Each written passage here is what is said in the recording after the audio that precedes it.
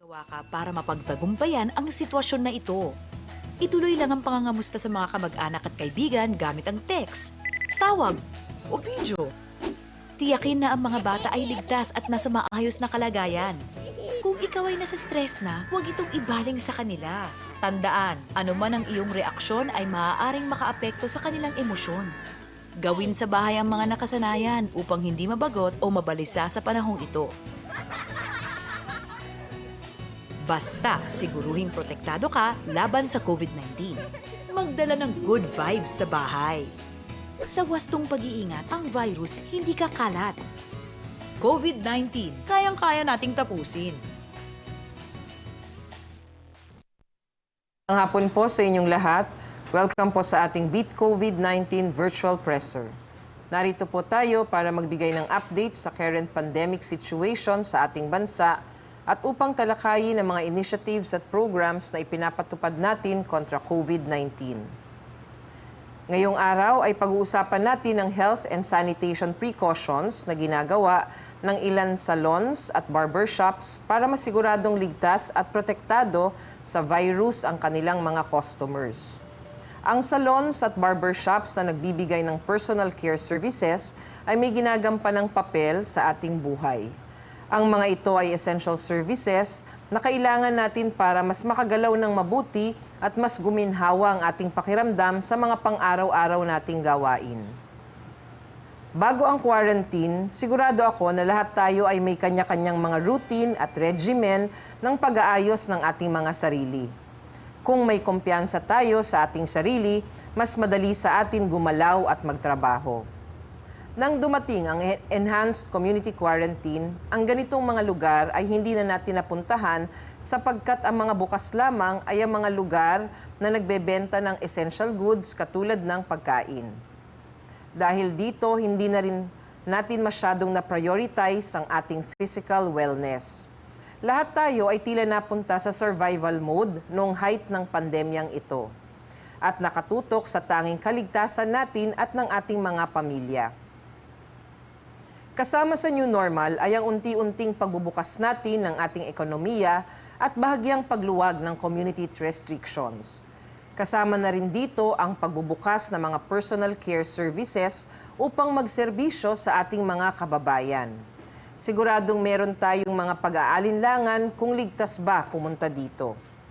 Upang ibahagi po sa atin kung ano-ano ang mga measures na ipinapatupad ng ating mga personal care services providers, kasama po natin ngayon sila Mr. Marco Pascual, President of Bruno's Barbers, at si Ms. Andrea Zulueta Lorenzana, General Manager of P&Dre, mga eksperto sa sektor na ito. Ibabahagi po nila sa atin kung paano tumutulong ang mga kabilang sa kanilang sektor sa pagsisiguro ng physical wellness ng bawat individuals na makikinabang ng kanilang mga serbisyo, and kung paano po nila nasisiguro na ligtas ang kanilang mga customers sa kanilang mga establishments. Mr. Marco Pascual will share about the mindset, the psyche, and the unbreakable relationship between barbers and their clients amid strict physical distancing, while Ms. Andre Zulueta Lorenzana will enlighten us on the recommended protocols for salon services such as hair coloring, manicure, pedicure, threading and waxing, foot spa, and massage. So, good afternoon po, Mr. Marco Pascual and Ms. Andrea Lorenzana. Good afternoon, Yusek. Good afternoon po, Yusek. Good afternoon. Thank you very much po for accommodating our invite para makapag-share lang po tayo ng impormasyon sa ating mga televiewers. So we'll start off with the discussions and have your presentations para po sa mga impormasyong maaring maibigay natin sa ating mga kababayan. So we'll start with Mr. Marco Pascual of Bruno's Barbers, and then we will have Andrea Lorenzana of P&Dre after Mr. Marco Pascual. Mr. Pascual? Yes po. Good afternoon po, Yusek.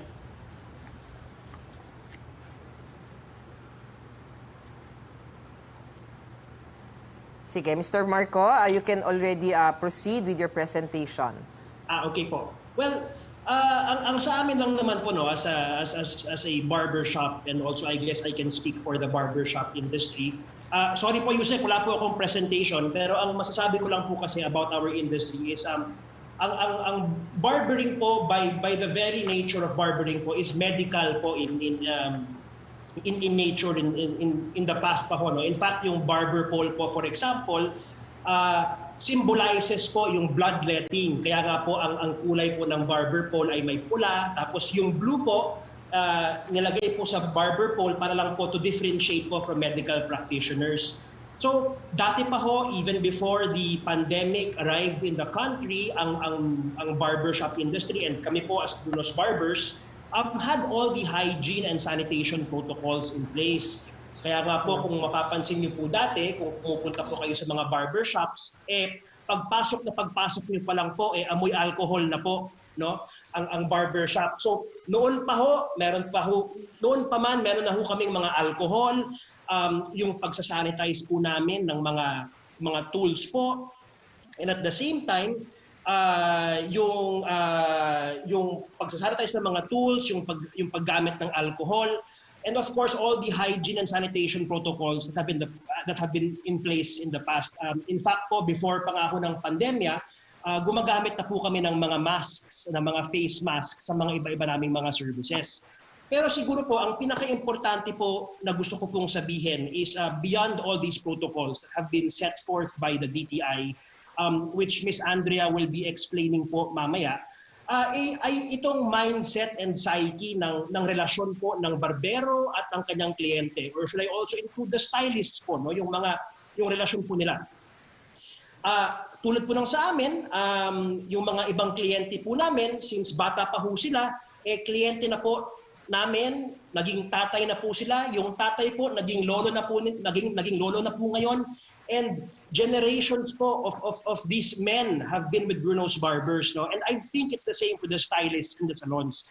Ano po ang gusto ko pong sabihin po tungkol dyan? I think that in itself po is very important because yung mindset po ng aming mga barbero is there, and the mindset po ng pag-aalaga sa kanilang kliyente ay nandun dati pa.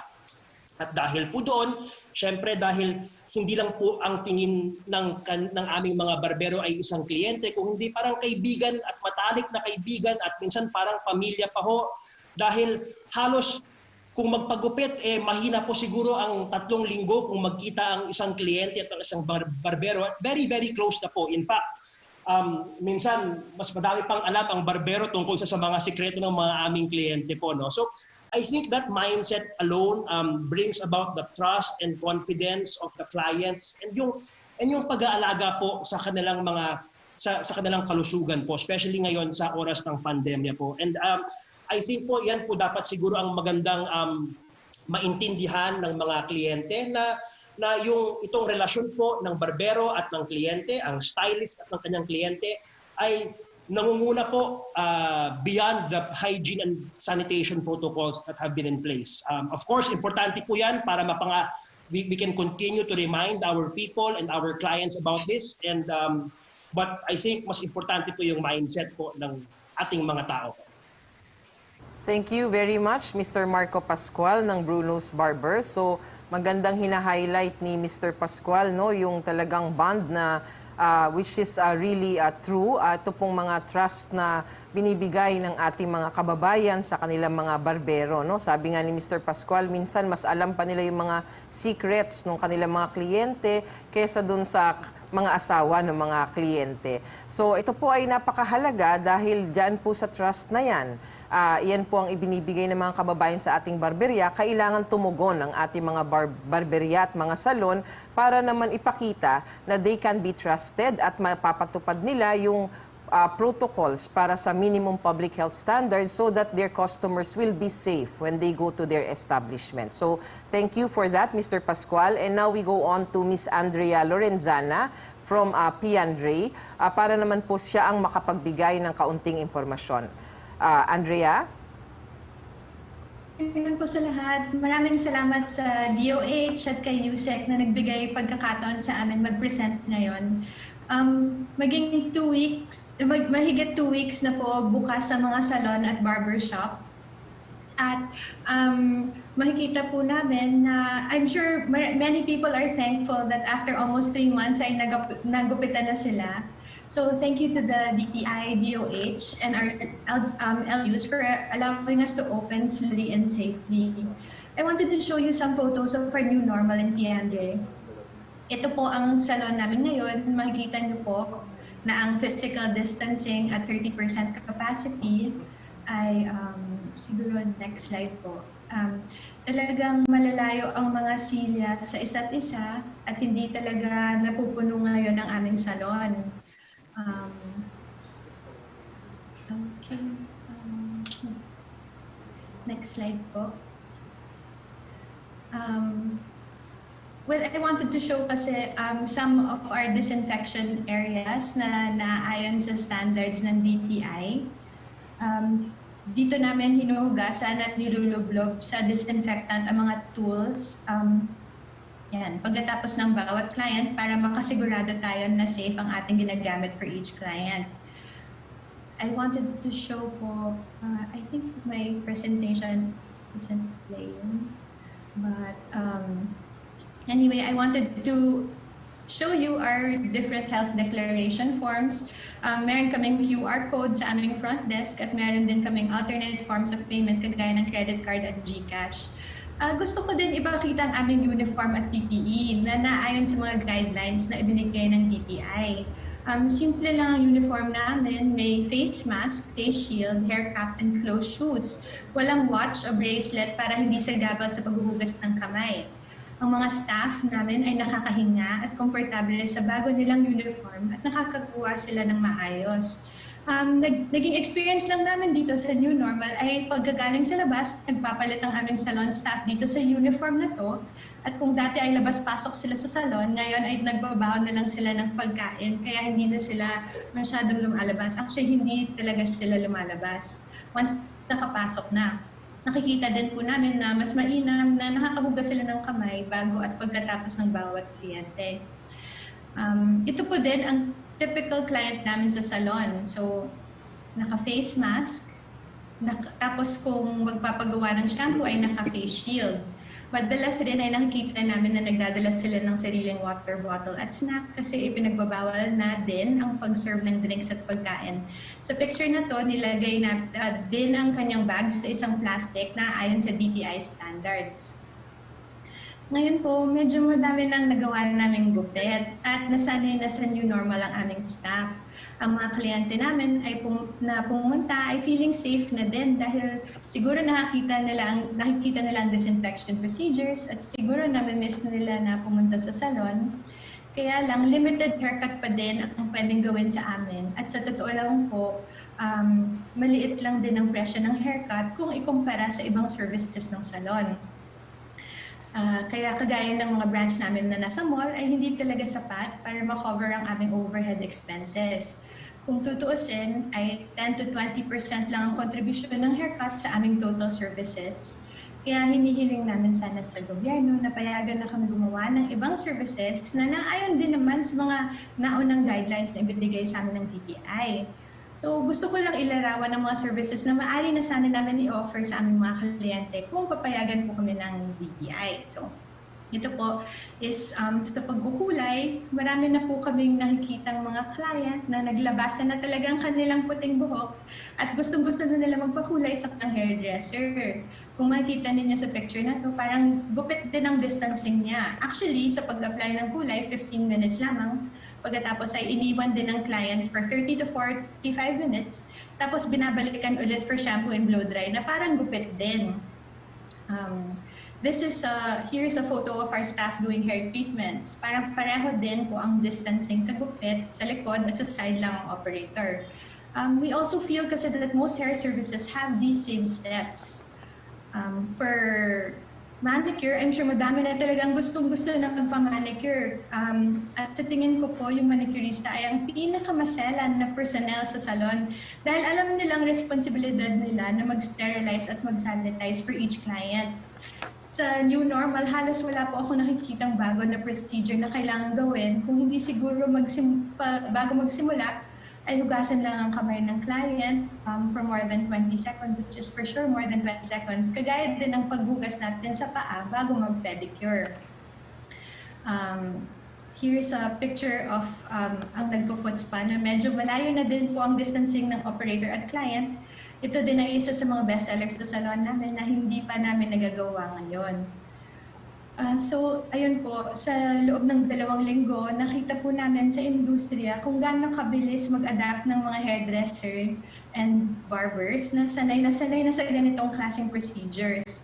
Ngunit dahil haircut pa lamang, actually, hindi po lahat ang nakakapasok pa din. 80% pa din ng aming salon personnel is still hindi pa nakakapasok. Yun yung mga manicurista, therapists, at estheticians. Hindi pa nakakatrabaho. Kung kaya't we're appealing talaga po na sana payagan na kami ng IATF and ng DTI and DOH na mag-offer na ng ibang services sa lalong madaling panahon. Maraming salamat. Maraming salamat, Marco and Andrea, for giving us a picture of how you ensure that your establishments abide by our infection prevention and control protocols. Kindly stay with us as we will still discuss some questions later for the benefit of our viewers. Kasama din po natin ngayong araw na ito si Mr. Michael Indon, Education Manager of L'Oreal Philippines, na magbabahagi sa atin kung paano tumutulong ang L'Oreal Philippines sa mga salons and barbershops sa pag-intensify ng health and sanitation protocols for personal care establishments. He will be discussing the programs and services for health and education of their employees, migration to social e-commerce, and the activities L'Oreal Philippines and their partner salons have done in support of the DTI and the Department of Health. So, Mr. Michael Indon, good afternoon po sa inyo. Yes, magandang hapon, Yusek. And sa lahat po ng viewers natin sa araw na ito, thank you for the opportunity for inviting L'Oreal to share to our fellow Filipinos kung ano po yung mga tips na aming naibabahagi at patuloy na binabahagi sa ating mga salons and barbershops moving forward to this new normalcy. Sa loob po ng mahigit na 110 years, L'Oreal has been a strong partner of salons and barbershops. And now, more than ever, kami po ay more committed to this community during this challenging time and the next phases to follow. Isa po sa mga core values ng L'Oreal is education. At ngayong karamihan ng salons at barbershops ang unti-unti na nagbubukas, L'Oreal Philippines is mobilizing all our efforts to provide education sa 3 paraan po. Number 1, education on safety of hairdressers and their clients. Number 2, educating on new business models. And ang pangatlo po ay ang education on wellness. So let me start with our tip number 1. Simula po noong April, L'Oreal has been doing online trainings to stylists, barbers, and salon owners in the whole of the Philippines. Ginabayan po namin sila sa nilalaman ng DTI guidelines on the minimum health protocols for barbershops and salons na kung saan ang layunin po nito ay maprotektahan ng mga hairdressers ang kanilang mga sarili at ang kanilang mga kliyente. But besides the DTI guidelines, patuloy din po ang aming online trainings para ma-review ang ating pong mga salons and barbershops sa mga protocols na matagal na rin po nilang ginagawa bago pa rin po dumating ang pandemic sa ating bansa.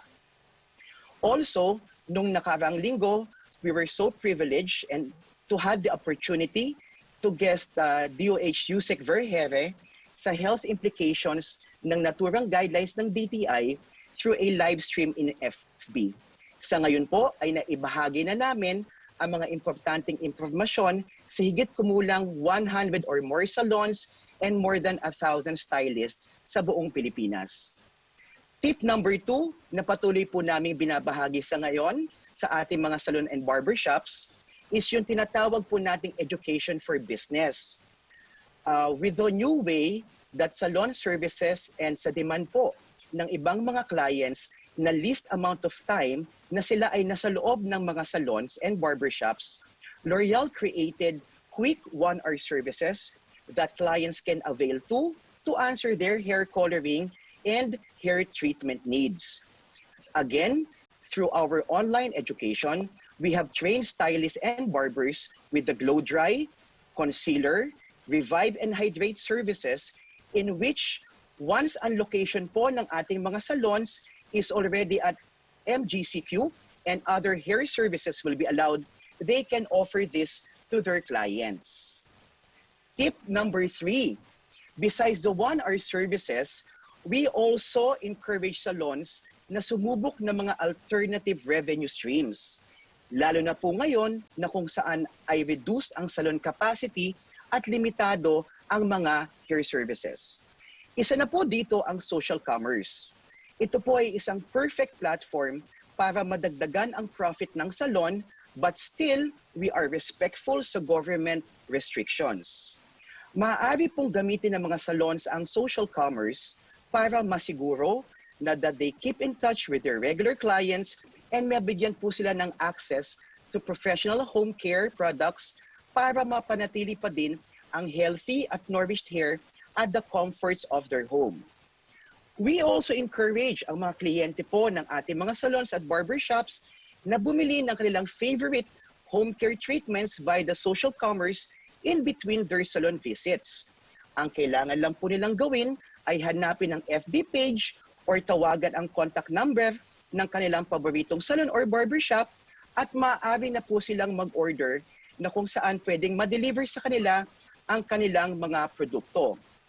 Ang isa pa pong kagandahan ng social commerce, ang isang salon po ay maaaring mag-alok ng mga vouchers, hair color services vouchers at ang mga discount coupons to their clients, and with this ay nababawasan po or we are promoting cashless transaction. And also with this, pwede rin po magkaroon ng reservations bago magpunta ng salon, still to promote physical distancing. Tip number 4 na ibinibigay po natin sa salons and barbershop is education for health. Isa pa rin pong suporta at tulong na aming ibinabahagi through education is meron po ang L'Oreal na free application na maaaring ma-download sa cellphones or sa mga laptops na mga stylist. Ito po ay tinatawag naming 15-minute coach na magbibigay po ito ng mga simpleng exercises sa ating mga stylist para po mapanatili ang kanilang physical well-being. And for our tip number 5 naman po, as of today, ay patuloy pa din po ang pag-educate ng L'Oreal sa mga salons and barbershops sa buong Pilipinas. And if you are interested to get to know yung mga napag-usapan ko po a while ago, please wag po kayong mahiya to reach out to your L'Oreal sales consultant and your education team. Maraming salamat po. Napaka-comprehensive at saka naibigay naman talaga ang mga efforts ng ating ng L'Oreal Philippines para makatulong dito sa response natin for this transition to new normal para sa ating mga kababayan. So bago po tayo magtapos, hihingan po natin ng mga mensahe ang ating mga naging bisita, si Mr. Marco Pascual, Miss Andre, tsaka si Mr. Michael Indon para po sa mensahe sa mga kasama nyo sa industriya para po naman sila ay magkaroon ng inspirasyon na panatilihing safe and protected ang lahat sa COVID-19, especially yung mga customers nyo po na pumupunta sa inyong mga establishments. Maybe we can start with Miss Andrea. Okay, thank you so much for this opportunity. To our fellow salon owners and hairdressers, many things in the new normal are actually things that we've been doing for some time. But many other things are the gold standards for sanitation and disinfection, as it should be for something siguro as personal as and as intimate as a beauty salon. Thankfully, with all credit to the IATF, the guidelines are doable and not as expensive as we thought and very reasonable na maaring gawin ng kahit na ordinaryong salon.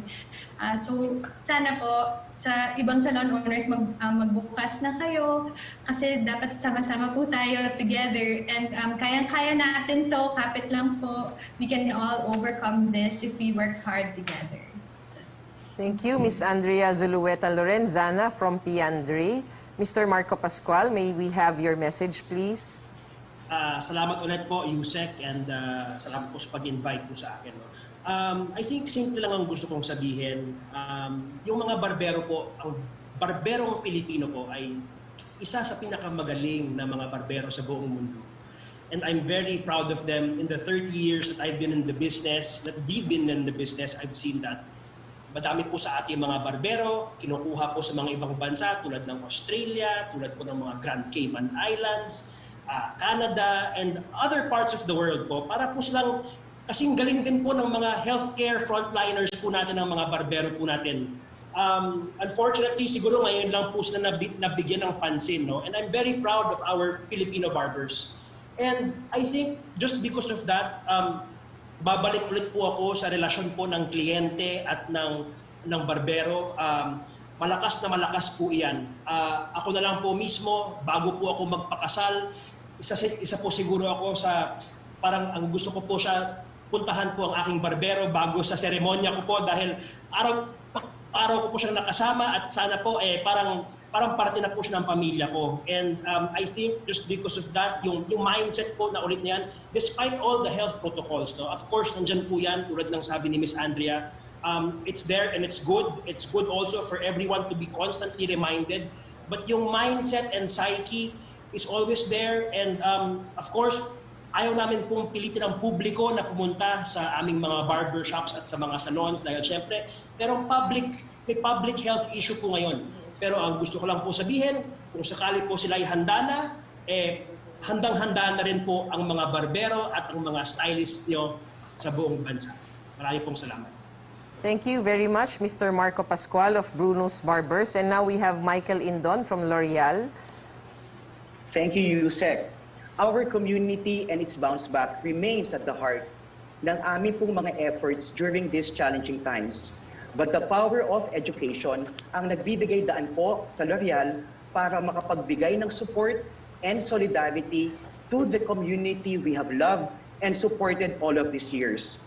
L'Oreal Philippines is a committed partner to our salons and stakeholders like the Department of Health and Safety, to the industry and Filipinos nationwide. Maraming salamat po. Maraming salamat po sa inyong lahat. Napakalaking bagay po ng naiaambag nyo sa ating sektor sa pagtugon ng ating bansa sa pandemyang kinakaharap nating lahat. Para naman po sa case bulletin natin, narito ang latest para sa araw na ito. Makikita po sa inyong mga screens na mula sa laboratory submissions kahapon na na-validate as of 4 p.m. today, meron po tayong 357 fresh cases na nadagdag sa ating talaan, kung saan 159 ay mula sa National Capital Region, 141 ay galing sa Region 7 at 57 ay mula sa iba't ibang rehiyon ng ating bansa. Para naman po sa late cases, nakapagtala tayo ng 113 cases na ang mga resulta ay lumabas mahigit 3 araw na ang nakalipas, ngunit ngayon lamang po na-validate dahil ngayon lamang naibigay ng mga laboratory sa Epidemiology Bureau. Sa mga late cases na ito, 66 ay galing sa National Capital Region, 4 ay galing sa Region 7 at 43 ang galing sa iba't ibang rehiyon. Ang total confirmed cases po natin as of 4 p.m. today, June 24, ay 32,295, kung saan ang nadagdag sa araw na ito ay 470 cases. Sa total confirmed cases natin, meron tayong 214 na nakarecover, kaya ang total recoveries natin ay 8,656. Sa deaths naman, meron po tayong nadagdag na 18, kaya sa kasalukuyan ay nasa 1,204 ang total deaths na ating naitatala. Mataas ang bilang ng mga kaso natin sa mga nakalipas na araw. Upang lalong maintindihan kung ano po ba ang ibig sabihin ng mga numerong ito, aming ipapakita kung ano ang ibig sabihin ng mga ito. Bagamat tumataas ang mga kaso, we can see that based on our data from June 23, 96.2% of the cases are mild cases. Samantala, only 0.5% ang severe cases at 0.1% ang critical cases. Ibig sabihin, mataas ang porsyento na makaka-recover tayo sa sakit na ito. Mataas man ang mild cases, let me remind everyone that we can never be complacent here. Habang wala pa pong bakuna para sa COVID-19, siguraduhin natin na hindi natin ito maiuwi sa ating bahay at maihahawa sa ating mga kapamilya. Importante pa rin po ang palagiang pag-ugas ng kamay, disinfection and sanitation, and physical distancing. Ito naman pong graph na makikita natin sa inyong mga screen ay ang National Epidemic Curve as of yesterday, June 23, 2020. Makikita natin dito na bagaman tumataas ang mga kaso sa ating bansa, ang pagtaas naman nito ay gradual at hindi biglaan. Ang ibig sabihin po nito ay nakakayanan natin ang ating current health system, ang pagtaas ng mga kasong ito. Ang national daily number of cases na makikita sa blue bars ay nag-stabilize na rin. Atin pong ine-expect na tataas pa rin ang kaso habang unti-unti po nating binubuksan ang ating ekonomiya. Bahagyang niluluwagan ang community restrictions at patuloy na tumataas ang ating testing capacity. Ngunit ang pagtaas ay hindi umaabot sa punto kung saan ma-overwhelm ang ating health system. Sa may dulong bahagi po ng graph na ito ay nakikita natin na tila pababa na ang bilang ng mga kaso. Ngunit gaya po ng lagi naming sinasabi, ay maaring tumaas ito sa mga susunod na araw dahil maaring hindi pa lamang naire-report ang ibang mga kaso. Ito naman pong susunod na graph na ipapakita natin ay ang epidemic curve sa iba't ibang lugar sa ibang bansa, sa ating bansa. Makikita po natin dito na ang national curve ay ang blue line, ay gradual ang pagtaas, sinyales na hindi natin na-overwhelm ang ating health system capacity. Makikita din po natin ang National Capital Region at mga karatig lugar na dito o yung yellow na linya na nagsastabilize na rin po. Ibig sabihin, hindi po biglaan at malaki ang pagtaas ng mga kaso. Ang green na linya o yung linya para sa Visayas, makikita natin ang pagtaas ng mga kaso. Dito po pumapasok yung mga kasong nare-record natin mula sa Region 7 and 8. Nangangahulugan po ito na tumataas ang mga kaso sa kanilang lugar at kailangan po nating ituon ang ating atensyon sa lugar na ito upang mapigilan pa ang paglobo ng mga kaso at hindi natin ma-overwhelm ang health system sa mga nasabing lugar. Ang mga lugar kung saan tayo nakakakita ng emerging hotspots o lugar kung saan dumadami ang kaso ay ang Cebu City, Cebu Province, Ormoc City, Southern Leyte, Leyte at Samar. Hindi pa po ganun karami ang mga kaso sa mga nasabing lugar. Ngunit nakikita na po natin na mas mabilis ng tumataas kumpara po sa ibang mga lugar. Kaya naman agarang nagbigay ng tulong ang national government upang maagapan ang pagkalat ng virus. Tayo'y nagpadala ng mga kagamitan to ramp up the testing capacity of Cebu Province and required the strict implementation of our public health standards with the help of the local governments and the National Task Force in these emerging hotspots. Ito namang pong susunod na graph na ipapakita natin sa inyong mga screen ay ang number of daily tests at positivity rate sa ating bansa. Ang graph na ito ay nagpapakita na dahil sa mas marami na tayong tinetest, ang positivity rate natin ay patuloy na bumababa na. As of June 20, 2020, nakagawa na po tayo ng total of 594,499 tests, kung saan 86,191 ay nagawa nitong linggo lamang. 12,348 ang average test na ginagawa araw-araw sa nakaraang 7 araw. Sa lahat po ng tinetest, 37,776 ang nagpositive na equivalent sa 6.9% positivity rate para sa buong bansa. Ito ay senyales na maaring ang testing na ginagawa natin ay sapat at ang transmission ng virus ay nababawasan na rin. Ang next graph po na ipapakita natin ay ang time varying reproduction number sa Pilipinas o yung ating tinatawag na R0. Nasa graph na ito ang reproduction number or R0 na ating napag-usapan na po sa mga nakaraang media forum. Tinutukoy ng reproduction number ang bilang ng secondary cases na nahawa mula sa isang confirmed case. Halimbawa, nung simula po ng pandemya sa ating bansa, ang ating reproduction number ay nasa 2. Ibig sabihin, ang bawat confirmed case ay nakakapanghawa ng 2 pang tao. Sa kasalukuyan, ang reproduction number para sa buong bansa ay malapit na sa 1. Magandang balita po ito sapagkat ibig sabihin ay mas kaunti na ang nahahawa bawat sa isang kaso. Ngunit bagaman bumababa na ito kumpara sa simula ng outbreak, kailangan pa ring ipatuloy ang ating pag-iingat lalong-lalo na't binubuksan na natin ang ating ekonomiya at less strict na tayo sa quarantine restrictions. Sa pamamagitan ng ating minimum health standards at kabuuang strategy ng trace, isolate, test and treat, ang hangad o goal natin ay umabot ang reproduction number to less than 1 upang tuluyang mawala ang COVID-19 sa ating bansa.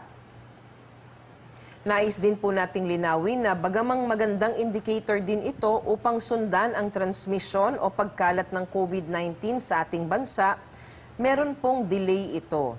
Dahil binibilang o computed ang reproduction number gamit ng symptom onset o kung kailan unang nagkaroon ng simptomas ang may sakit, hindi pa kasali sa computation ang nakaraang 14 to 16 days, buhat ng ito ang incubation period ng COVID-19. Kaya't kailangan po natin itong ma-interpret ng maayos at isaalang-alang ang delay na meron dito.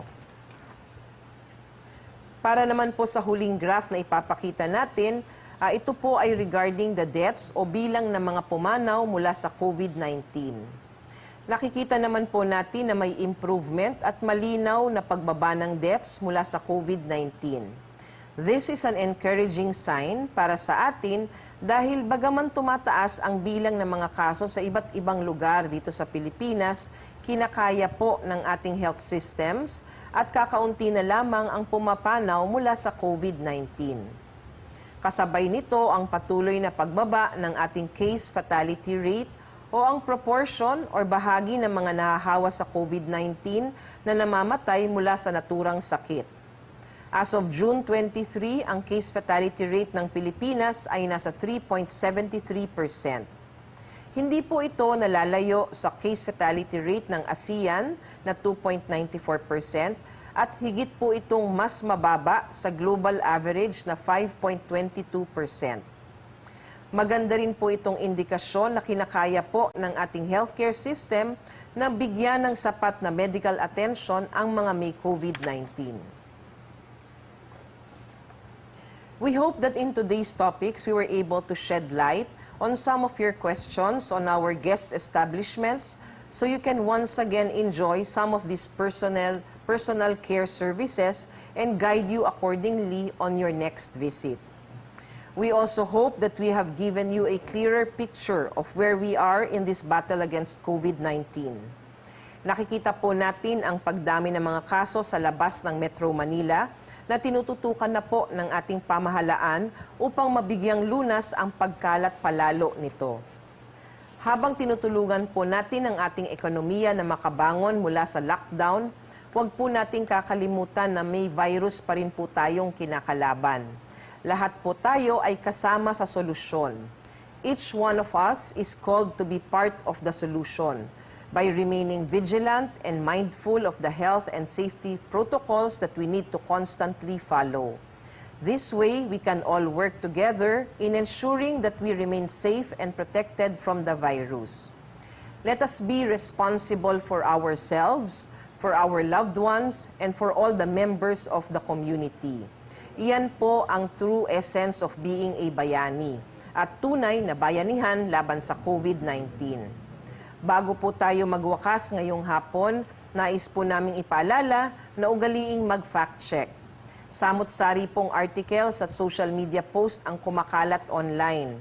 Kaya bago po tayo mag-share, tumingin muna tayo sa verified at legitimate sources upang masigurong tama ang impormasyon bago natin to i-share. Tandaan po natin, buhay at kaligtasan ang nakasalalay sa bawat click at share natin sa social media. Maging mas maingat sa pagpapakalat ng impormasyon, lalong-lalo na sa ganitong panahon ng pandemya.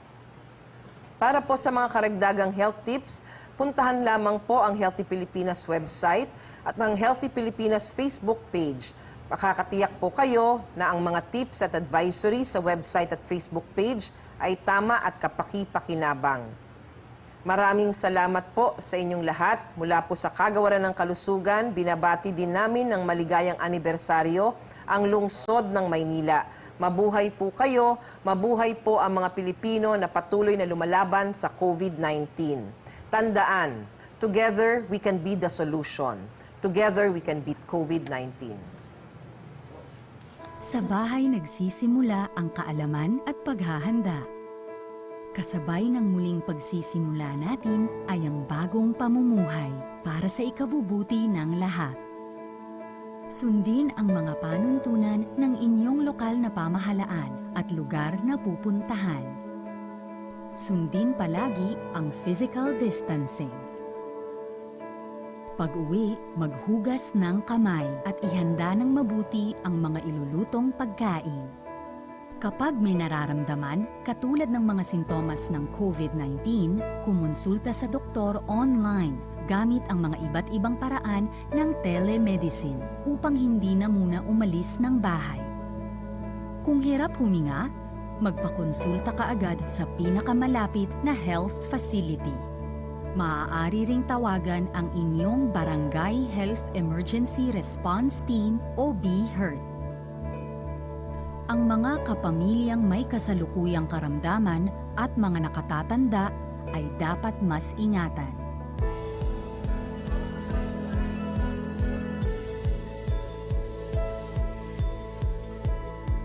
Kung may nabago man sa aming buhay, ito ay ang pagdudobleng ingat para mapangalagaan ang isa't isa at ang kapwa. Dahil ang natutunan sa bahay ay sandata para sa new normal.